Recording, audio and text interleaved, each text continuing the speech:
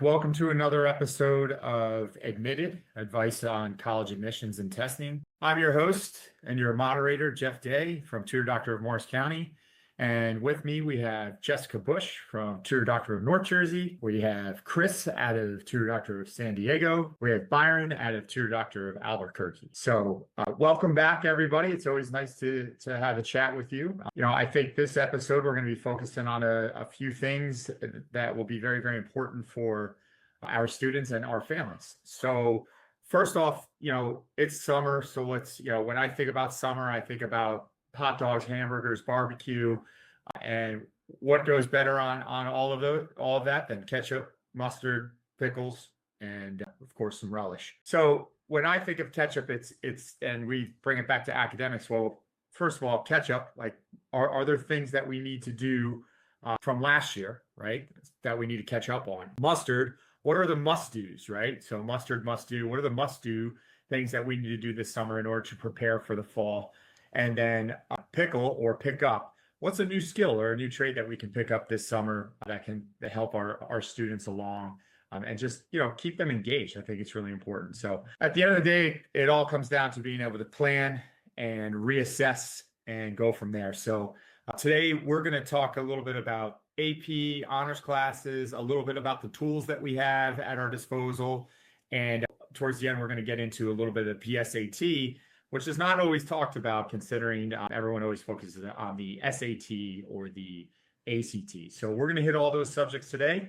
I'm looking forward to it, guys. So out of the gate, I think it's easy thing to do here.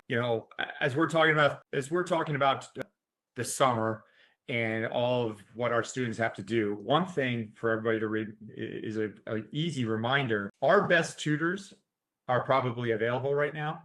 And this is probably the best time to get them and kind of lock them in before the fall starts, and then everybody scrambles. Just more of a public service announcement on that one. But as far as tools that we have at our disposal, I'm going to pass it over to Byron. Byron is our tool guru, especially when it comes to Mindprint and some other things. So Byron, why don't you kind of lead us off and talk a little bit about the tools to help plan, assess, and provide resources for our students and families. Hey there, Jeff. Thanks so much for having me, and I really welcome this opportunity to share a few of the resources that make Tutor Doctor different. And that's probably worth backing up just a little bit to address the whole issue. If you're going to take summertime to, get caught up or get ahead, plan for an SAT or an AP exam, it does matter what kind of help you're going to get. So yeah, you could go find a private tutor, or you could find a professional service like Tutor Doctor that's going to get you the right kind of talent and the right kind of resources. Because certainly one of the things I've seen a lot is if you're hiring a private tutor, they're just doing this on a dime. They put a shingle on the door. They don't have the resources that a professional service like Tutor Doctor has. So I want to talk to you about 3 of those resources that we have, because what you want to do, whatever you're going to do, whatever you're preparing for, you don't want to go in blindly. You want to go in with a plan, a strategic plan. You're very clear about what it is you want to accomplish, how you're going to do that, and what tools is going to help you get there. So I want to start off by mentioning our assessments, our grade level assessments, if you would. We have them for reading, we have them for math and pre-algebra and algebra and so forth. So it's a matter of making sure you're taking the right test to prepare whatever it is you're preparing for. So these will give us a good detailed information about, hey, I've just finished my school year. Where am I at? What are the learning gaps that I may have? And how can I take this information from an assessment and use it as a part of a tutor's learning plan that will help me get from where I am today to where I need to be 3 months, 6 months, 9 months down the road. Our assessments, our diagnostics for math or reading or algebra, whichever it may be, is going to help give us a clear picture. We're not going on assumptions. We're not going on a boosted grade that a student may have received in a class that technically isn't genuine or authentic. But we're going to have real solid data about where they're at. And now the tutor can customize a plan to help you get there. Secondly, and I can almost guarantee you that a private tutor would never have something like our Mindprint cognitive skills assessment. And it's about learning smarter versus trying harder. That's what it is. So our cognitive skills assessment measures how a student is processing information. In other words, how do you learn? So if your student is sitting in class for all semester long and he's saying, hey, I hate this teacher because he's not teaching me well, the chances are that it's not that the teacher's a bad teacher, it's just that they're instructing in ways that aren't making sense to your student. And it wouldn't help if you went out and just got another tutor who was doing something similar. What you want to do is equip that tutor or that teacher with real strategies that are custom designed for that student to help them be successful in ways that make sense to them and the way they process information. And the beautiful thing is, on top of it, kind of a bonus feature, is that if you're preparing for the ACT or SAT, wouldn't it be helpful to know that you're preparing for the test that's going to best demonstrate your skills? Well, this Mindprint Cognitive Skills Assessment does just that. We'll know with real neuroscientific data where your strengths are, which test you're designed for. We can actually get a predictive score of where you're at if you took that test today and where you need to go or what you're capable of achieving with a solid plan. So there's a lot more that could be said about it, but the key thing is learning in ways that make sense to you. And then lastly, I want to talk about our X Skills program. And I haven't met another tutoring service anywhere near in New Mexico anyway that is offering anything like our X Skills program. And our X Skills program is about helping.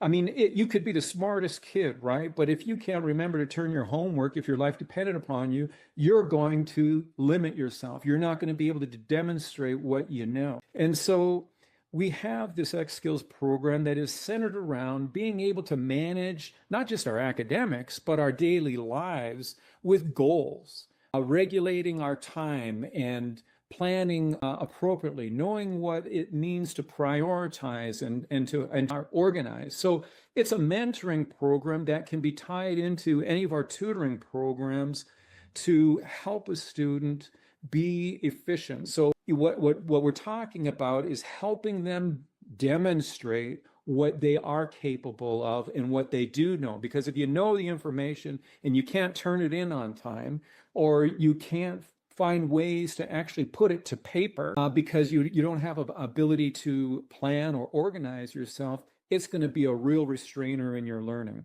So if you have more questions, definitely give any of our offices a call. We'll be able to help you. But these three different tools that we have are diagnostic exams, our Mindprint Cognitive Skills Assessment, and our X Skills Mentoring Program will help you be efficient and cost-effective in your learning. Yeah, I agree, Byron. I think those are three very important legs of the stool, so to speak. Our exams, the Mindprint, and our X Skills. I do think it separates, what we do here at Tutor Doctor.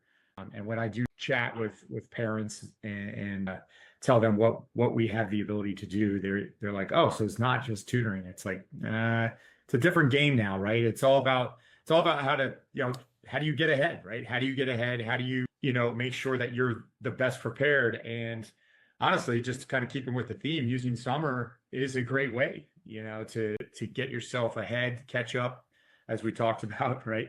Keep yourself prepared and then start to move ahead. And there's some questions that our families should be asking themselves. And one is, is your student moving into honors classes, or is your student, going to be in AP classes next year? They seem similar, but they're not always similar, right? And there's some differences there. I think most parents probably believe they're pretty similar, but that's not necessarily the truth. So, Jess, I'm going to move over to you if you want to kind of take it and run, especially on the honors class side, and then we'll have Chris jump in on the AP side if you don't mind. Great. Thanks, Jeff. Hi, everyone. Yeah, I just wanted to talk a little bit about specifically summer, getting ahead, catching up and getting ahead. I always use that as the phrase because that's really what summer can really be about if you take advantage of all the services that we offer. If your student's going into honors classes or advanced classes, say they've worked really hard this year and the teachers are recommending they go into an honors class now, and they've never been in an honors class before. How are honors class different than the classes where CP or CPE classes? There are some differences, and a lot of times parents don't realize. Honors classes move at a faster pace. That is definitely true.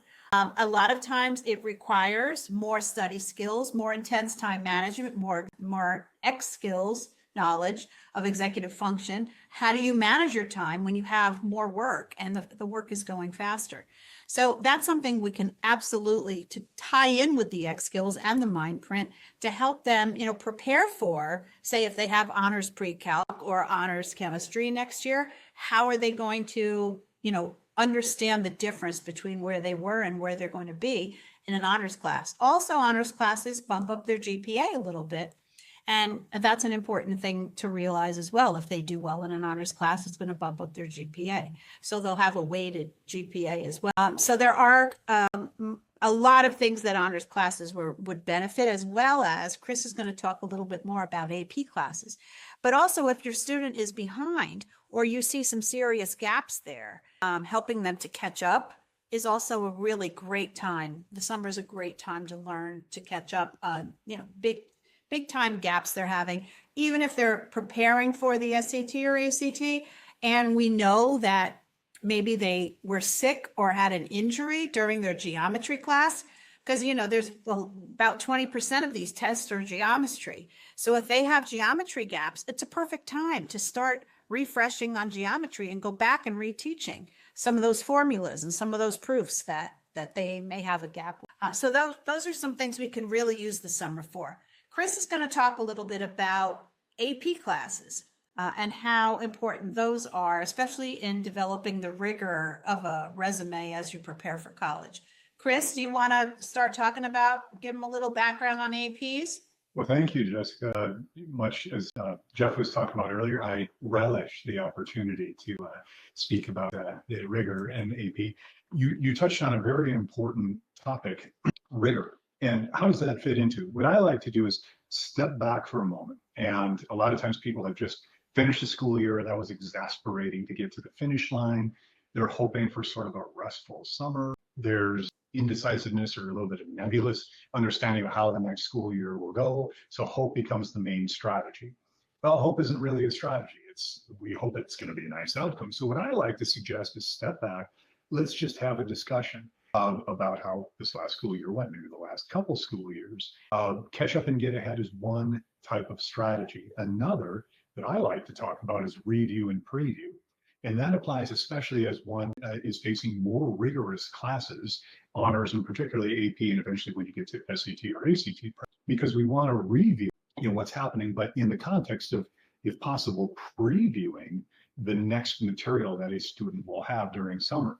There's less school year pressure in most instances, a little bit more free time, so you can sort of preview the next material, which will stress test or identify the underlying topics and subtopics that are weak that need to be filled in during summer, so that their application with the new material being previewed will be robust. And that has almost always been an excellent start to the next school year. So many parents have said, wow, I can't believe we didn't do that in prior years or with my older kid. Wow, we're going to do this from now on. So that's sort of one strategic way to approach summer, is a little bit of work so you don't start the next school year very strong. With AP classes, it's all the more important to do that, because AP classes are the next level of rigor above that.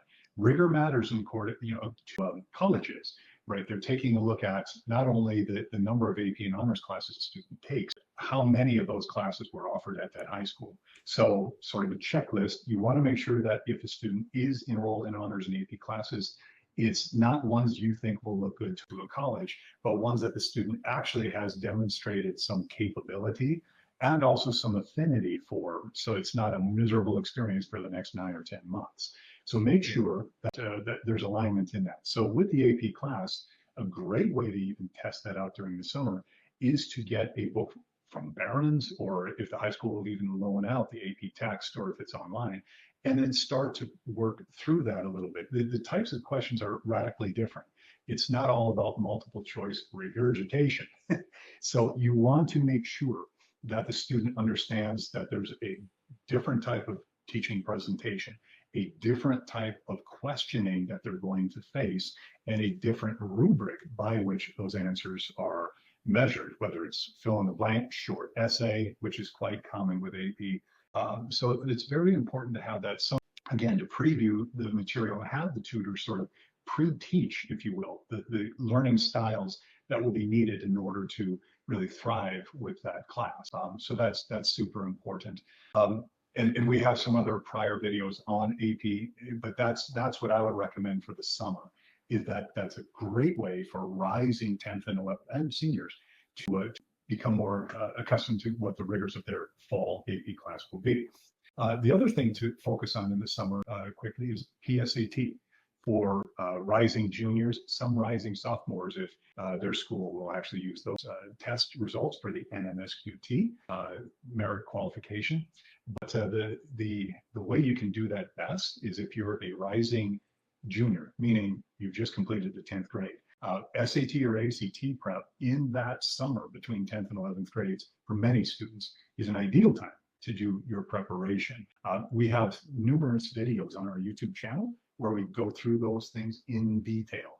But generally the checklist is threefold. One, have you completed 10th grade? Number two, have you completed Algebra 2 with at least a B grade? Have you completed English 10 with at least a B grade? If those are, if all of those are yes, then proceed to trying a practice test and contact any of the Tutor Doctor offices. As Byron mentioned, we're happy to help you out with a free practice test to check your readiness for that. And then the PSAT readiness automatically files out of that. So it's almost like getting a twofer if you do that prep during the summer. But either way, contact your local Tutor Doctor office and we can help you with all of those topics: honors, AP, PSAT, and SAT prep, and make sure that the summer isn't wasted. That's the number one strategy. Make sure that some of the summer was put to productive use for your students. Yeah, I think that's a really good point, Chris. You know, it's funny. I think we all would agree when we talk to families, you know, we're trying to explain to them that summer can be very stress-free, but I thought you made a very good point that when the students finish the school year, it's almost like they let out this huge exhale and believe that like they don't have to do anything at all for the entire summer until it's September again, right? And the reality is, I think as adults, their parents, us, we understand how the summer could be used, but it just doesn't happen, right? It's just, for some reason, there's always something that gets in the way. But that's where our kind of our plan, right, that we're talking about, like, you know, we got a plan. We have to reassess where we're at. We got to ask ourselves some of the tough questions. That's what we do, right? And that's where we can really help. And all of your local tutor doctors can in that discussion. You don't have to take it on by yourself, right? And I think we want our families to look at us, you know, as those professionals, and we do. We have a lot of resources amongst ourselves. We also talk to tons and tons of families, right? And we have a lot of conversations. So I thought you made a really, really good point. Staying on the PSAT topic, though, I want to shoot over to Jess again so she can talk a little bit more about the National Merit Scholarship, which people hear about all the time, but I don't think that everyone understands it completely. And so Jess, if you can jump in, that would be great. Yeah, thanks, Jeff. Many families, especially if they have their first student going through this whole preparing for college process, the National Merit Scholarship is, there's different levels of PSAT, right? There's the PSAT 8-9, the PSAT 10, and then there's the PSAT NMSQT, National Merit Scholarship. That's what that NMSQT means. When you take the PSAT NMSQT, depending on your score, your qualifying score, you can enter into the National Merit Scholarship Program. Okay. It doesn't mean that if you get a 1450, you're automatically going to get a National Merit Scholarship. You get entered into the National Merit Scholarship Program to compete for national recognition in college scholarships. What that means is, what I see around our area is, to be on that list of a National Merit Scholar, you need almost a 1450. I mean, the PSAT is out of a 1520, so it's a different score. But you need you need over a 1400. You need way up there in order to be even put into this pool, right? So to be considered, You must also have satisfied the high academic standards and other. So once a student is selected, then they go in complete an application. So they don't just automatically get the National Merit Scholarship if they get a 1,500. They have to then be put into the program and then satisfy the other requirements. Part of which the application has a written essay. So the written essay is often about a personal experience or a challenge that the student may have, almost kind of like your actual college essay. So it does take more work once you get nominated for a National Merit Scholarship. The other thing is that your high school principal has to endorse and recommend the student to become a finalist in the status of national merit. So there's a lot of different requirements. Another one is the student needs to take the SAT or ACT and achieve scores comparable to their PSAT score.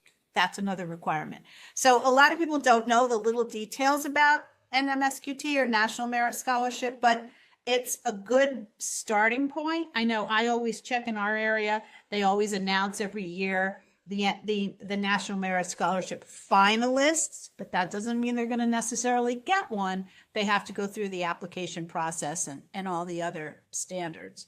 So, but if you've got a super high achieving student, you can, I know students that get anywhere from $2,500 to $5,000 just in National Merit Scholarship. And then they get into a pool of other scholarships as well. So that's a little bit about. And that can also be a gateway into other advanced scholarships, which you, as one of their criteria or prerequisites, getting into that upper echelon of the NMSQT. So yeah, it's amazing the doors that can open. And that's, again, summertime SAT or ACT preparation is like a superset of preparation for the PSAT. So that's another excellent use of the student's time during. No, I agree. Jess, thank you for that overview. I forgot a lot about some of those parameters. I knew there was the essay component, but I completely forgot that the principal actually had to endorse you. I totally forgot about it. And like I said, most families think, oh, if you do really, really well on the PSAT, and like that's it. But no, that's not. That's step one. That's step one. Exactly. Yes, that's the price of admission for national merit is you do well on the PSAT, and then it's a lot from there. So it's quite an achievement.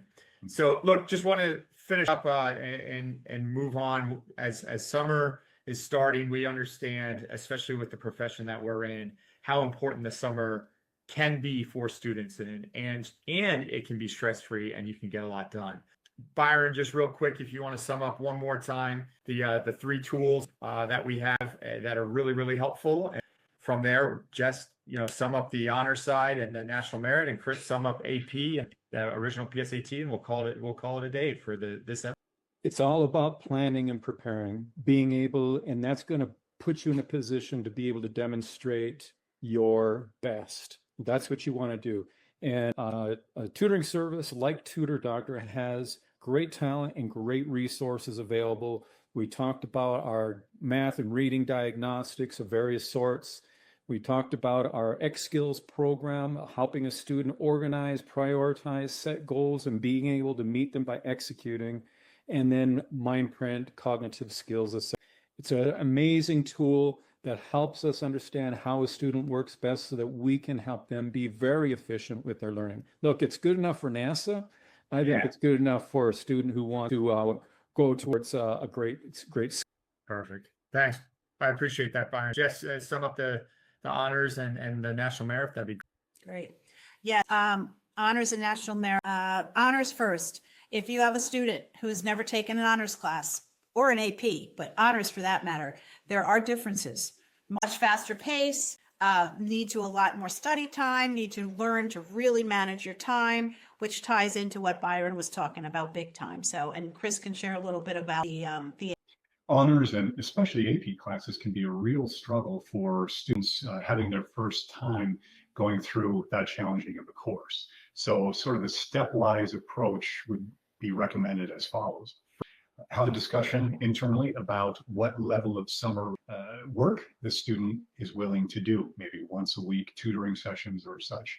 2, call Tutor Doctor, have a free discussion with your local office to explore opportunities and different options of what summer tutoring can look like, working around your schedules, vacations, and all of that. 3, as Byron discussed, the Mindprint assessment, you do yourself a favor by having your student take that. It's 1 hour for most students to take it at home on the computer, and then a lifetime of benefits to understand their true learning strategies moving forward. Take some AP review tutoring during the summer for that.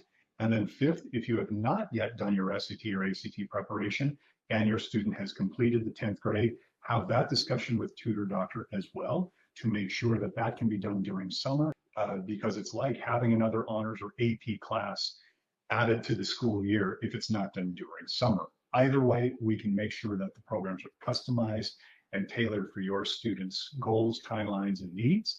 And I'm sure either Jeff or Byron will have the contact information to reach out to your local Tutor Doctor office. Yeah, that 800 number, you'll be able to reach any office in the United States is 800-488-8677. That's 800-488-8677. Perfect. Certainly tutordoctor.com for those who prefer the keyboard over the telephone. TutorDoctor.com. We all have our own local areas as well.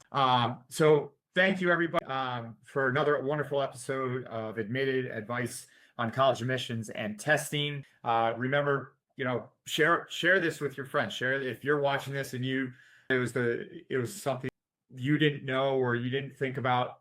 You're not the only one. So subscribe, share it. This is what we do. This is what we love to do, and we're always here to help. So thanks to everybody on the panel for another great episode, and we'll see you. Thank you, Jeff. Thanks, Jeff.